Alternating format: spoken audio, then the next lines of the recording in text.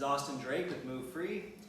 In this exercise, we're going to work on the hip flexors, particularly going into eccentric hip extension to kind of open up the front of the hip.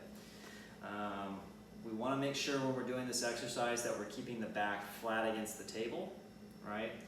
And then we're going to use something like a kettlebell, or if you had a monkey foot attachment, or if you could somehow kind of wrap with tape, maybe a dumbbell or something around the foot. We need some kind of external load, okay? So I'm going to use the table, but you could use a bench, okay? And then I'm going to take the kettlebell, I'm going to put it on the foot, okay? And then I'm going to bring both legs back, okay? On the opposite side, I'm going to hold that leg up just to help me keep the back flat. But I still need to be aware if my back starts to arch away from the table.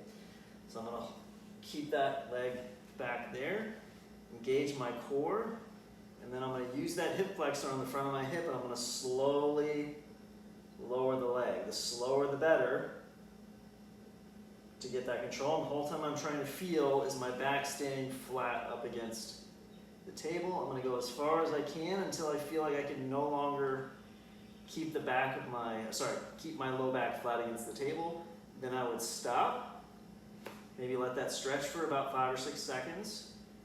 And if it's pretty light, I'm just going to go ahead and pull it back up. If it was a much heavier weight, I could always sit back up and then pull both legs back, right?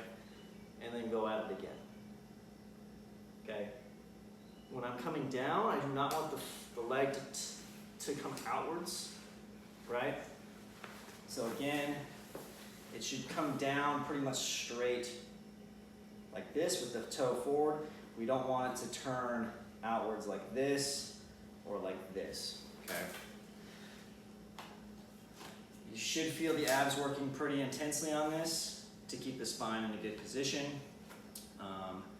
I would shoot for about, depending on your experience level, maybe 5 reps to start. This should be fairly intense, and then build it to maybe 10. Like I said, you can hold it at the bottom and stretch to kind of open up that hip flexor and put some length through that tissue. Again, start with maybe 5-second holds, build up to 10-second holds from there.